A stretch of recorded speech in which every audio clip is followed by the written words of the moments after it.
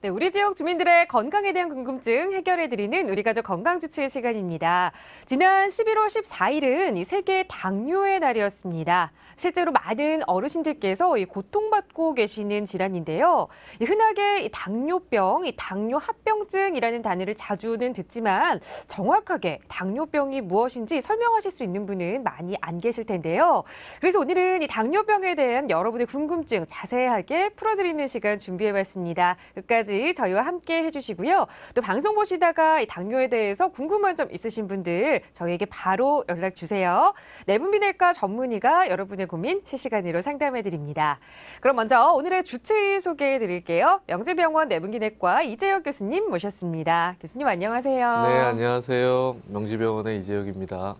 네, 교수님 정말 이 당뇨병 환자가 요즘 최근 많이 늘어나고 있는 것 네. 같아요. 저희 외할머니께서도 이 당뇨병으로 힘들어하시는 걸 제가 네. 옆에서 많이 봤거든요. 그런데 이 당뇨병은 뭐 지켜야 할 게 굉장히 많다라는 걸 저는 알고는 있지만 사실 당뇨병이 어떤 병인지는 잘 모르겠어요. 네. 당뇨병 어떤 질환인가요? 당뇨병이란 병명의 어원은 소변에 당분이 나오는 질환을 처음 알게 되면서부터 당뇨병이라는 이름이 붙었는데요. 네. 실질적으로는 소변에 당이 나오는 것 자체는 현상이고 혈중 내 피 속에서 당분이 기준치 이상 올라가는 질환을 당뇨병이라고 합니다. 대개는 이제 당분을 혈당 수치를 조절하는 데 있어서 췌장에서 나오는 인슐린이 굉장히 중요한데요. 이런 인슐린이 혈당을 적절히 떨어뜨리는 기능 자체를 못하거나 아니면 혈당을 떨어뜨릴 만큼의 충분한 인슐린이 나오지 않을 경우에 혈당이 상승하게 돼서 고혈당이 나타낸 질환을 당뇨병이라고 할 수 있습니다. 네. 최근 들어서 우리나라에 당뇨병이 굉장히 많고요.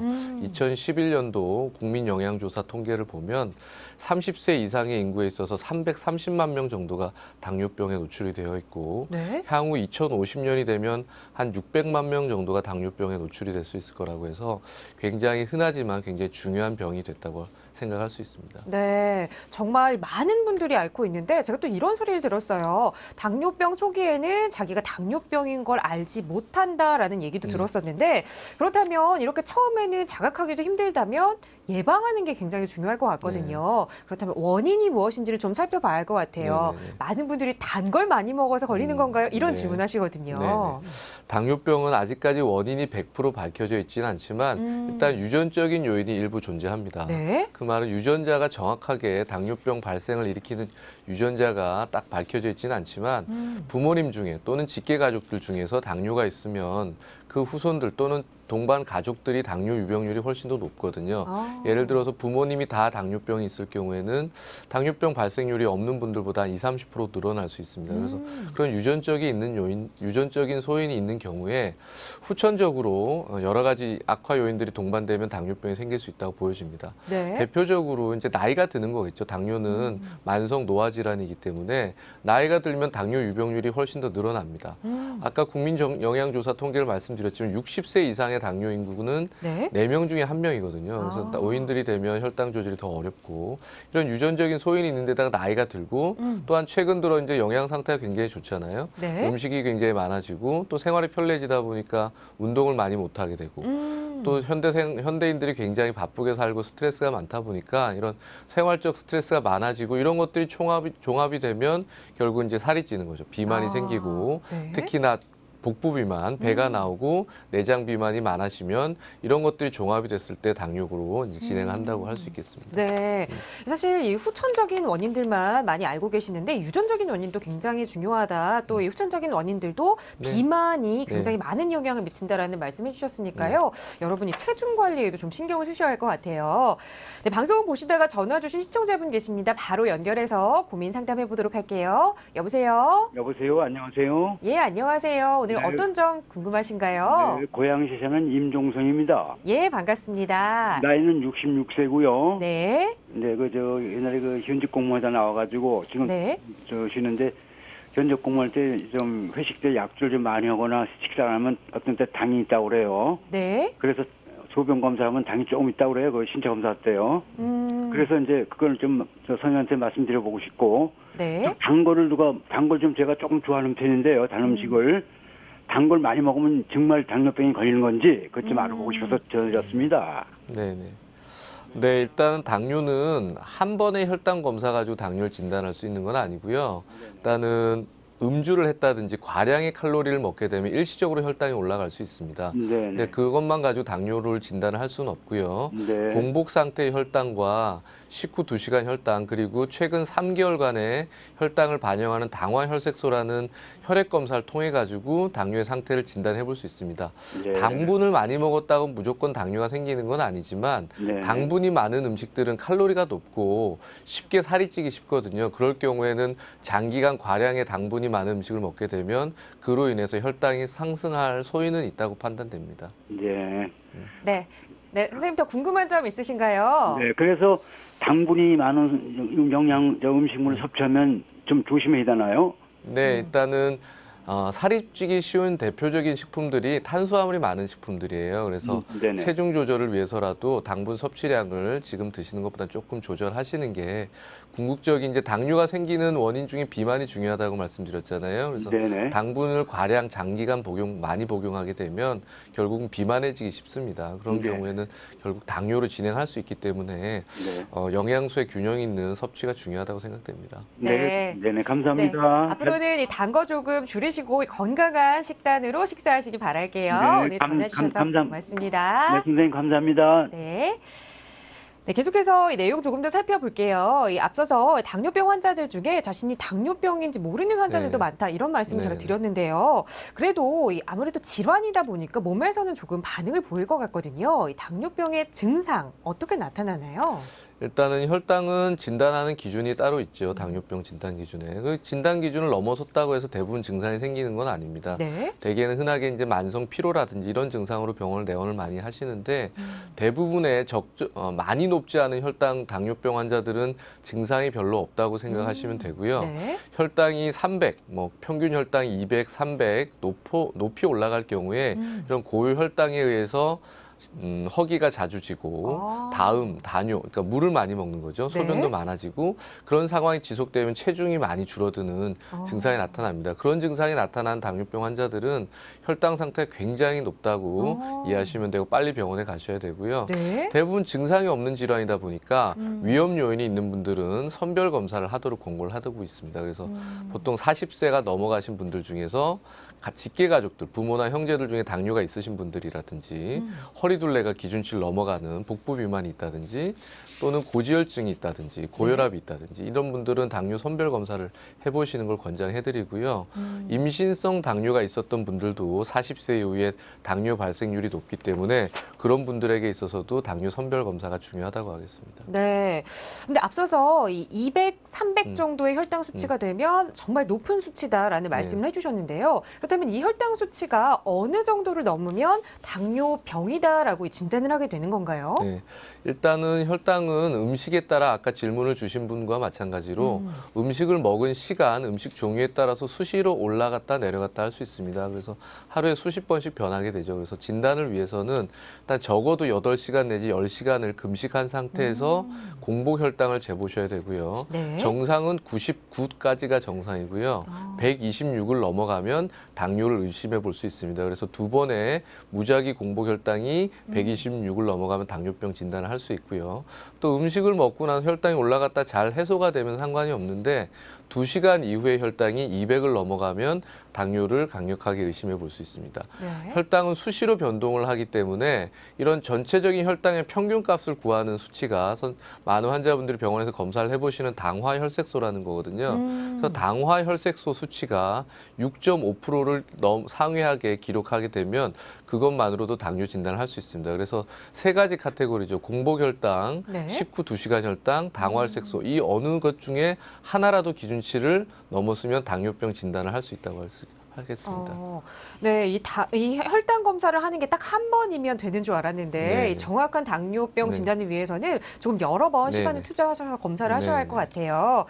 네, 지금 방송 보시다가 보내주신 시청자 문자 내용 하나 살펴보겠습니다. 7893님께서 보내주셨는데요. 제가 당뇨병 환자입니다. 그런데 몸이 좀 건조해지는 것 같습니다. 입안도 마르는 것 같은데요. 이 증상이 원래 당뇨병 환자에게 나타나는 증상인가요? 라는 질문 주셨거든요. 아까 당뇨병의 증상 중에 다뇨, 다음, 다갈이 있다고 그러잖아요. 갈증도 많이 나고 소변도 많이 보고.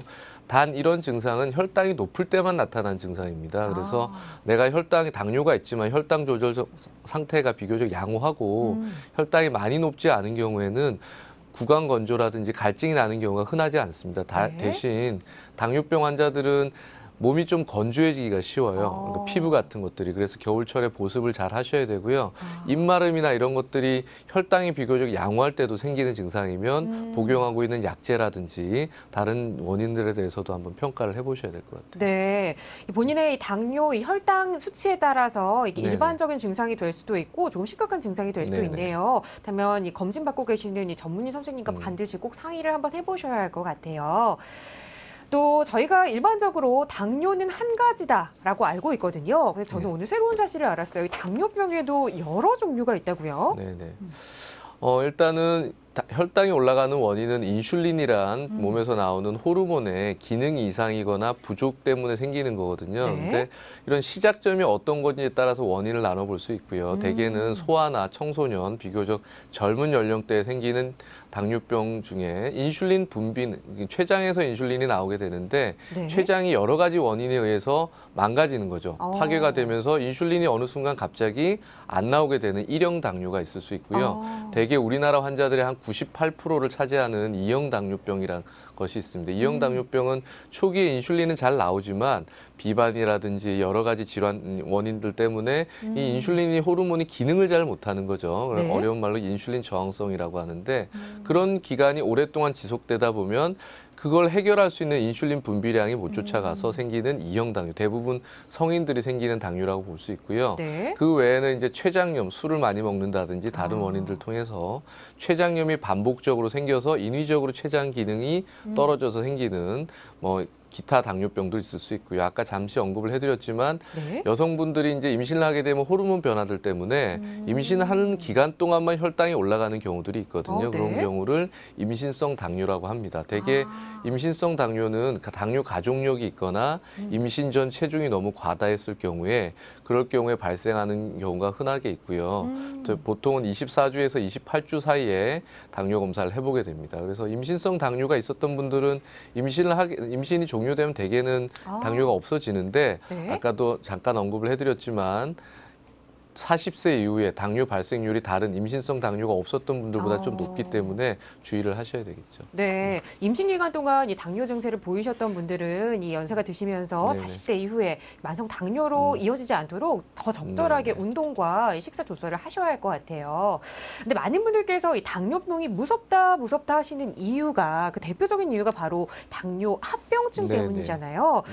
이걸 막기 위해서라도 더더욱 관리를 잘해야 할 텐데 어떻게 관리해야 하는지도 좀 말씀해 주세요. 네, 당뇨병은 아까 말씀드렸듯이 혈당이 올라가는 병이지만 그 혈당만 조절해서 이 당뇨병의 합병증을 다 근본적으로 예방하거나 막기는 어렵죠. 그래서 당뇨병 환자들은 기본적으로 혈당 조절 1번이 되겠죠. 두 번째는 혈압, 고지혈증 관리도 무엇보다 중요하고요.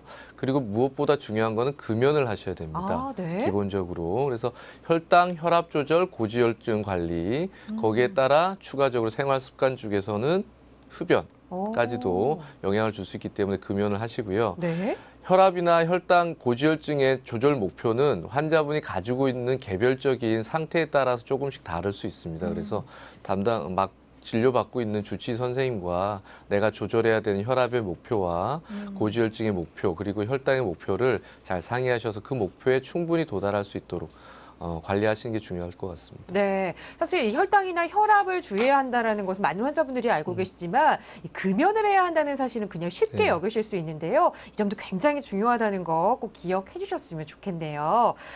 사실 이 당뇨병은 이 혈당이 정상 수치 이상으로 네. 올라가는 증상을 말하잖아요. 그런데 또 반대의 증상을 겪고 계시는 분들이 계세요. 정상 수치보다 낮게 떨어지는 바로 이 저혈당인데요. 이 저혈당에 대해서 좀 자세히 설명을 해주세요.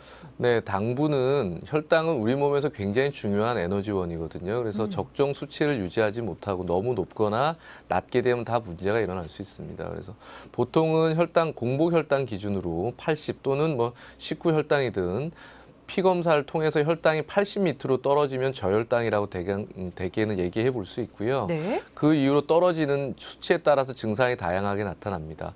대개는 당뇨 치료를 위해서 경구약제나 인슐린을 쓰신 분들이 흔하게 경험을 할 수 있고 네. 식사가 좀 불규칙하거나 식사량이 너무 적었을 경우에 또는 불규칙적인 활동량이 너무 급격히 증가했을 경우에 나타날 수 있고요. 대개 초기 증상은 공복감이 드는 겁니다. 배가 이유 없이 이제 공복감이 배고플 시간이 아닌데 공복감이 심하게 들고 그런 상황에서 제대로 대처를 못하면 이제 손떨림이라든지 기운 떨어짐, 식은땀 이런 것들이 나타나게 되고 네. 그런 상황에서도 적절히 대처를 못했을 경우에는 혈당이 50 밑으로 떨어지면 이제 의식이 떨어지고 의식을 잃게 되는 거죠. 그래서 저혈당 증세가 생겼을 경우는 적절히 대처를 하셔야 됩니다. 네. 음식을 한꺼번에 많이 먹는 것보다는 혈당을 빨리 올릴 수 있는 음식을 드시는 게 중요하고요. 보통 일반적인 사탕 두서너 개 정도, 오렌지 주스 한 잔, 콜라 한 잔 이런 것들 먹으면 대개는 회복이 됩니다. 15분 정도 뒤에도 증상이 해결이 안 되면 식사량을 조금 더 하셔야 되고요. 두 번 네. 이상 조치를 하셨는데도 증상이 해결이 안 되면 병원으로 오셔야 되겠죠. 그리고 이제 의식이 없이 발견되는 저혈당 환자분들도 있는데 네. 의식이 없을 때는 입으로 뭔가를 드리려고 먹도록 권고하지 마시고요. 이게 사리가 들려서 폐렴이 생기기 쉽기 때문에 네. 의식이 없는 분들은 빨리 병원으로 이송을 하셔야 될 것 같습니다. 네, 이 저혈당으로 고민하시는 분들은 이 평소에도 이 사탕 2알 정도는 꼭 네. 필수적으로 가지고 다니셔야 보통 돼요. 운동을 하거나 생활을 하거나 또는 장기간 운전을 하신 분들은 네. 손이 닿는 위치에 바로 증상이 있을 땐 바로 먹을 수 있도록 비치를 하셔야 되고요. 되게 네. 인슐린 사용자들이나 경구약제들 중에서 저혈당이 빈번하게 올 수 있는 약제 쓰신 분들은 주무실 때도 손을 뻗으면 바로 먹을 수 있는 자리에 그런 것들은 상비를 해놓고 계시는 게 중요합니다. 네, 상비약처럼 꼭 가지고 있어야 한다. 꼭 기억하셨으면 좋겠고요. 네, 바로 전화 주신 시청자분 연결해서 또 고민 상담 이어가 보도록 하겠습니다. 여보세요? 네, 예, 안녕하세요, 어머님. 네, 예, 오늘 어떤 점 궁금하세요? 네, 저는 81세, 네. 저기, 나이 많은 노인인데요. 네. 60세서부터 저는 당뇨가 온 것 같아요. 예, 예. 그래서 여태까지 진료를 많이 받고, 여러 가지로 약도 먹고 그랬는데, 네. 합병증이 왔다고 선생님께서 그러시는데, 네. 발끝, 네. 요 발끝이 저리고 마비가 오는 듯하고 다리가 저리고 그런 것도 이 당뇨와의 관계가 있는지 알고 싶어서요. 네, 이 합병증 문제를 문의 주셨는데요. 네. 당뇨 합병증들은 여러 가지가 있죠. 시간과의 싸움인데 당뇨 유병 기간이 길어지면 합병증에 자유스러울 수는 없습니다. 근데 아까 우리 환자분께서 전화 주셨듯이 가장 흔하게 처음 나타나는 게 신경합병증입니다. 손이나 발끝이 저린 증상이 생기는 거죠. 저린 증상에서 뭐 쑤시기도 하고 칼로 베는 것 같기도 하고 네네네. 먹먹하기도 하고 다양한 증상에 신경 증상이 생기거든요. 그래서 지금 유병 기간을 고려해 보면 당뇨병으로 인한 신경합병증이 생기신 거라고 판단이 들고요. 네. 혈당 조절을 잘 하시는 게 1번 치료입니다. 1번. 네. 가장 혈당 조절이 적절히 잘 돼야지 일단 증상이 해결이 될 수 있고요. 그런 경우에 추가적으로 증상이 지속될 경우에는 신경합병증을 치료하는 약제들이 있습니다. 그래서 그런 약제들 그 약을 병용하셔서 선생님께서 주시는데 네네. 그걸 좀 먹고 있는데도 네네. 거기에 대한 반응이 별로 없는 것 같아서 어떻게 하면은 진료를 좋게 받을 수 있나? 네, 일단은 발저림이 신경합병증이 가장 흔하다고 그랬잖아요, 초기에. 그런데 당뇨병이 오래되다 보면 혈관 자체도 망가지기 때문에 혈액순환에 장애는 없는지 평가를 받아보시는 게 중요하고요. 내 혈당 상태도 적절하고 쓰고 있는 약제 자체를 쓰는데도 증상이 지속될 경우에 신경병증을 치료하는 여러 가지 약제들이 많이 나와 있습니다. 그런 약제들을. 신경과로 다 아니, 해야 됩니까? 예, 당뇨병을 봐주신 선생님들도 얼마든지 관리를 해주실 수 있으세요. 그래서 여러 가지 신경 통증을 치료하는 약제들이 한 5가지 정도 되거든요. 그래서 그런 약제들을 병합을 하든 변경을 하셔서 자꾸 경험을 해보시고 치료를 하시면 될 것 같습니다. 네, 어머님 굳이 신경과를 방문하지 않으셔도 지금 당뇨 치료를 해주시는 선생님과 충분히 상의 가능하다고 하니까요. 꼭 상의 받으시고 적절한 약 드시고 건강한 겨울 나시기 바랄게요. 네, 감사합니다. 예, 전화 네. 감사드립니다. 네, 정말 많은 분들이 당뇨로 고생을 하고 계세요. 네. 특히나 연세가 많으신 분들이기 때문에 네. 이런 합병증 문제도 참 걱정이 많이 되는데 전체적으로 이 당뇨병은 관리하기 어려운 병으로 유명하잖아요. 네. 우리 환자분들 이렇게 관리해야 한다 이런 팁을 좀 알려주세요. 일단 당뇨병 어려워하시죠. 당뇨병 진단을 받으시면 굉장히 이제 걱정이 많아집니다. 왜냐하면 사람이 기본적으로 쉬고 싶고 많이 먹고 잘 먹고 싶고 한 것들을 제약을 많이 하게 되죠. 그래서 당뇨병 환자분들 처음 진단 받으시면 제일 먼저 말씀드리는 게 생활 계획표를 다시 짜시라고 말씀드립니다. 일단 규칙적인 생활이 기본이 돼야 됩니다. 식이라든지 생활 운동이라든지 여러 가지 생활의 스케줄, 업무라든지 하시는 일도 비교적 규칙적인 생활 패턴을 유지하시는 게 중요하고요. 그리고 당뇨병은 아까 원인 중에 후천적인 원인 비만이 굉장히 중요한 원인이라고 했잖아요. 그래서 네. 규칙적인 식이와 운동으로 적절한 체중을 잘 관리하시는 걸 권고해 드립니다. 또한 당뇨병은 치료를 하다 보면 처음에는 혈당이 높아서 다음 다뇨, 다갈 같은 증상이 있다가도 치료를 하면 대개는 증상이 다 없어져 버리기 때문에 네. 괜찮은 줄 아세요. 절대 증상으로 당뇨병 환자들의 본인의 혈당 상태를 다 판단하시면 안 되고요. 집에서 정기적인 자가혈당도 재보시고 병원에 정기적으로 내원하셔서 스케줄에 맞춰서 선생님과 1년에 한 번씩은 합병증 검진도 같이 하시면서 적절히 관리하시는 게 중요하다고 생각이 듭니다. 네, 이 당뇨병 앓고 계시는 분들 더 많은 합병증으로 발전하지 않기 위해서 이 생활 태도 그리고 생활 습관 잘 정리하셔서 건강한 겨울 다들 나셨으면 좋겠어요. 오늘 좋은 말씀 잘 들었습니다. 네, 감사합니다.